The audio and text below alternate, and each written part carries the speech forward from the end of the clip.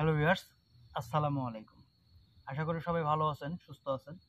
আপনাদের দোয়ায় এবং ভালোবাসায় আমরাও ভালো আছি আলহামদুলিল্লাহ। তো ভিউয়ার্স, আজকে বসার ২ টা কারণ আছে। আজকে কিন্তু আমি পার্সোনালি আমার একটা আসনে বসছি, কোনো কাজের জন্য না। এখনই কিন্তু আপনারা জানেন ইতিমধ্যে কিন্তু আমরা একটা বাগানে গেছিলাম। বাগান বলতে বাঁশবাগান। তো সেখানে অনেক রকম সমস্যা হয় এবং একজন মুরব্বি জিন ওখানে বন্দী আছে। তোকে তাকে ছাড়ানোর বিষয় নিয়েও আমি বসতেছি এবং প্লাস আরেকটা ঘটনার জন্য আমি বসতেছি। সেই ২ টার কারণ মিলায়েই আমি আমার দাদা হুজুরকে ডাক দিচ্ছি ইনশাআল্লাহ। তো ভিউয়ার্স, কথা বাড়াবো না, দাদাকে ডেকে আনি তাহলে আপনারা বুঝতে পারবেন। আর আপনাদের কিন্তু ইতিমধ্যে জানা আছে বিষয়টা যে দাদা হুজুর আমাকে একটা জিনিস দিতে চাইছিল। তো সেটা নিয়ে আমি একটু বসছি। সেটা নিয়েও বসবো এবং ওখানকার ওই কাজের বিষয় এটা লাগাতে পারবো কিনা এটা নিয়েও আমি বসবো। সব বিষয়ের উপর ভিত্তি করে আমি আমার দাদা হুজুরকে আমি ডাকতেছি। জীবন ভাই, আপনি রেডি? হ্যাঁ আকাশ ভাই। আউযু বিল্লাহি মিনাশ শাইতানির রাজিম। বিসমিল্লাহির ইয়া আল্লাহ।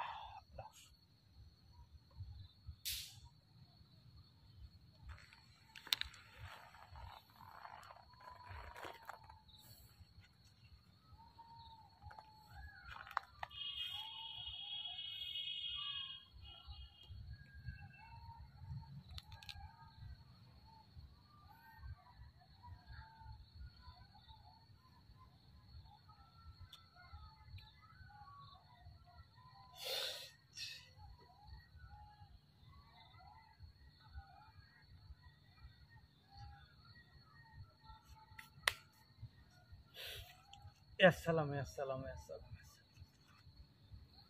দাদা হুজুর, আসসালাম হাজির সাহেব, হাজির সাহেব।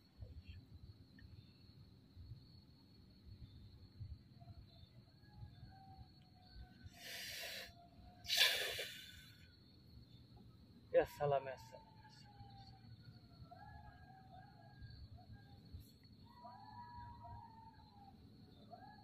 আসসালাম।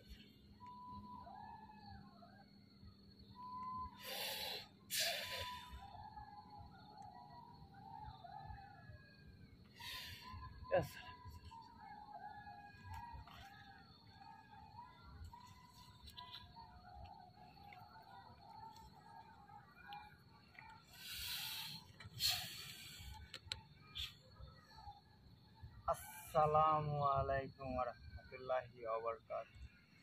ওয়ালাইকুম আসসালাম রহমতুল্লাহ। আসসালামু আলাইকুম। দাদা হুজুর, আপনি কেমন আছেন? আলহামদুলিল্লাহ ভালো আছি। আপনাকে কি বলবো এবং কিছু বলার নাই। আমাকে কি কারণে ডাকলেন এটা বলেন। দাদা, এত জরুরি ভাবে আমাকে ডাকলেন।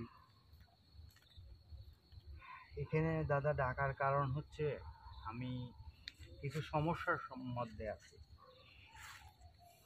সমস্যাটা হচ্ছে কি, একটা বাগানে একটু মানে একটা বদ্ধ জিন, মানে বয়স্ক জিন বন্ধ হয়ে আছে। তো তাকে উদ্ধার করার জন্য।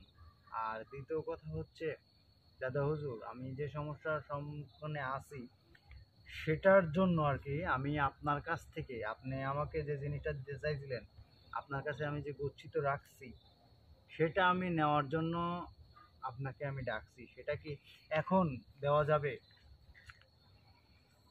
সেটা তো এখন দেওয়া যাবে না। সেটা দিতে হলে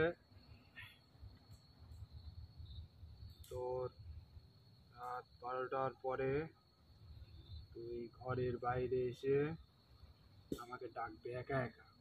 আমি তোকে এখন ওটা দিয়ে দেবো। না দাদা, আমি বলতে চাচ্ছিলাম কি যে আপনি, এটা হ্যাঁ কি তোর এখন খুব জরুরি নেয়ার? হ্যাঁ, মানে এই আমি বলতেছি এখন বলতে এখন না, মানে আমাকে আজকালের মধ্যে দিলেই মানে হবে। আমি একটু সমস্যার মধ্যে আছি তো, এর জন্য আর আর বিষয়টা হচ্ছে কি, আমি ওইটা জানি যে কত শক্তিশালী এবং কত ক্ষমতা সম্পন্ন। তো সেটা আমি অর্জন করে নিচ্ছি আপনার কাছ থেকে। আপনি আমাকে ভালোবেসে দিতে চাইছেন, আমি নিচ্ছি। আমার এখন প্রয়োজন, তাই আমি চাচ্ছি। আচ্ছা বুঝতে দাদা, পারছি। আমি আর একটা প্রশ্ন আপনার কাছে।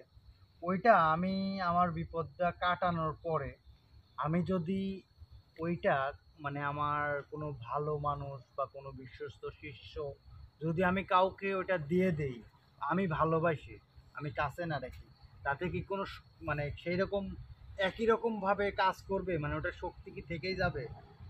অবশ্যই থাকবে। আর একটা কথা শোন, তোকে আমি ওটা দিছি, এখন কিন্তু ওটা আমি ভালোবেসে দিছি। জি। ওটা তোকে দিছি আমি, ওটা তুই যে যা মানে যেখানেই বা যাও, কাউ যে কাউকে দিস, সেই মানুষটা ভালো কি খারাপ একটু দেখে শুনে তারপরে দিস। এটা দিয়ে অনেক কিছু করা সম্ভব, এটা আমি জানি, আমি ঠিক বুঝতে পারছি বা জানি। কিন্তু এটা দিয়ে যদি আমি ভালো মানুষকেই দিলাম, মানে সব বিষয়ে একটু খোলামেলা করে বলি, মানে আমি চাচ্ছিলাম যে আমার বিপদটা আমি উদ্ধার হওয়ার পরে আমি অনেকেই শিখতে চাই আমার কাছ থেকে বা অনেকেই আসে। তো ভালো মানুষ খুঁজে আমি এই জিনিসটা তার কাছে দিলাম। হ্যাঁ, এটা জিনিস যে একটা ভালোবাসা উপহারের জিনিস, আমাকে ভালোবেসে দিছেন, এটা আমি যদি না রাখি, না রেখে যদি আমি অন্য কাউকে দিয়ে দিই, এটা আপনি একটু কষ্ট পাবেন। কিন্তু আমি দিতে চাচ্ছি এর জন্য যে দাদা হুজুর, আপনি কিন্তু জানেন যে আমি যতটুকু জ্ঞান অর্জন করছি নিজে থেকে, অন্যের কাছ থেকে, প্লাস আপনাদের জাতির কাছ থেকে অনেক কিছু নিছি। তো এটা দিয়ে আমি ইনশাল্লাহ আমি চলতে ফিরতে পারবো এবং মানুষের উপকার করতে পারবো। কিন্তু তারপরেও কিছু কিছু জায়গায় যখন মানে বাধাগ্রস্ত হই, সেই ক্ষেত্রে আপনি আছেন, আমি ডাক দিব, ইনশাল্লাহ আপনি আসবেন তো? ইনশাল্লাহ, তো যখন ডাকবি যাই হোক, তখনই আসবো।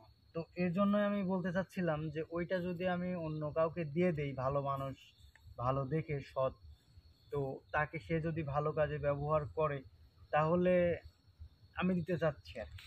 কিন্তু দেওয়ার পরে যদি সে পরবর্তীতে লোভে পড়ে খারাপ কাজ করে, সেই ক্ষেত্রে কি আবার ছিনায় নেওয়ার বা ওটা নষ্ট করে দেওয়ার কোনো থাকবে যদি খারাপ কাজে ব্যবহার হয়? হুম। আমি এটাই বলতে চাচ্ছি যে আপনি ওইটা এইভাবে মানে তৈরি করে দেন।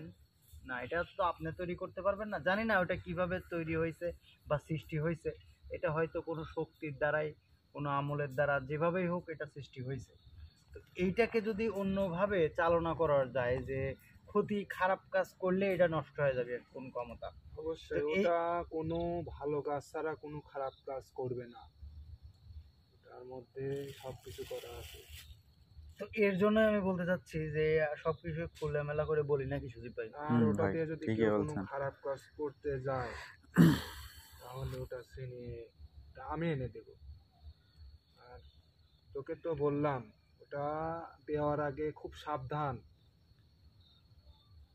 ভালো মানুষ কিনা সেটা যাচাই বাছাই করে তারপরে সেটা মানে দাদা যেই হুজুর, দিস সাবধান আমি খুব। মানে এতটাই আপনি একটু দেখেন। তোকে কিন্তু আমি খুব বিশ্বাস করে ওটা দিচ্ছি। জি। আমি আমি আর একটা কথা বলি, আমি মানে মানে আপাতত খুব বিপদগ্রস্তের উপর আছি, বুঝছেন? তো এই বিপদগ্রস্তের অবস্থায় যদি আমি একটু ওইটা পাই, তাহলে ইনশাল্লাহ আমি বিপদ থেকে উদ্ধার হতে পারবো। ইনশাল্লাহ। আর দাদা হুজুর, আপনি ওই যে ওই বাগানে, মানে ওই বাগানে বলতে আমি এক জায়গায় একটা জিন বদ্ধ আছে, তো ওই জায়গার ওই বদ্ধ জিনটাকে যদি আমি উদ্ধার করতে চাই, তাহলে ওইটা কি করতে হবে না করতে হবে, ওইটা যদি আমার আমলের দ্বারায় বা আমার রাত্রে যদি আমার সাথে দেখা করেন, আমার একটু খুব উপকার হয়। মানে ওইটা নিয়ে আমি খুব গভীর টেনশনের মধ্যে আছি, বুঝছেন? আচ্ছা, এসব কথা তো এখানে বলা যাবে না, না, সেটা আমি জানি, এর জন্য বলতেছি আপনি কারণ গভীর এখানে রাত্রে তোর আমার সাথে সাথে তো আসবেন। তুই একা আসিস না, এখানে আরো মানুষ আছে। জি। এই পাশে আছে, আমি দেখতে পাচ্ছি। সবার সামনে যদি সবকিছু বলা যায়। না, আপনাকে এগুলো বলতে হবে না, বুঝছেন? আপনি শুধু আমাকে আমার কাছে এসে আমাকে বলে যাবেন যে ওই নিয়ামতটা কখন দিবেন, আর এই কাজের বিষয়টা একটু বলে যাবেন। আচ্ছা ঠিক আপনার আছে। মূল্যবান সময় আমি বেশি নষ্ট করব না দাদা হুজুর। আপনি আমাকে আপনি একটু দেখেন আমি কোন মানে কি বিপদের মধ্যে আছি।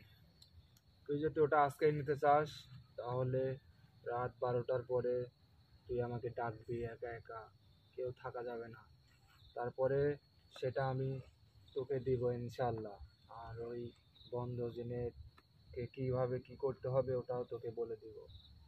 জি, আলহামদুলিল্লাহ। আমার জন্য একটু দোয়া করবেন দাদা, যেন কোনো কিছুতে আমি, সব কিছুর মালিক তো আল্লাহ। আর আমি তোর বিষয়টা অনেকদিন ধরে দেখতেছি, তুই অনেক চাপের মধ্যে আছিস। অনেক পেরেশানির মধ্যে, মানে কি বলবো, মানে কিছুতেই কোনো কিছু করে উঠতে পারতেছি না, বুঝছেন তো। অনেক চাপের মধ্যে আছিস আর অনেক জায়গায় গিয়ে অনেক মানে তুই তো কোনো বিষয়ে কোনো ভয় পাবি না, কিন্তু তোর সাথে যারা যায় তাদের অনেক ক্ষতি করার চেষ্টা করে। যেখানেই যাস খুব সাবধানে যাবি, আর আমি তো তোদের সাথে সবসময় থাকি। জি দাদা, একটু নজর দিয়ে রাখেন, একটু দেখাশোনা করেন, এটাই আমার অনেক খুশি দাদা। তা আপনি আসেন দাদা, আমি তাহলে আপনাকে গভীর রাত্রে আমি ডাক দেবো, আমার আমলে বসে আমি আপনাকে ডাক দেবো। ঠিক আছে। আসসালামু আলাইকুম রহমতুল্লাহি ওয়াবারাকাতুহু। ওয়ালাইকুম আসসালাম রহমতুল্লাহ। আসসালামু আলাইকুম।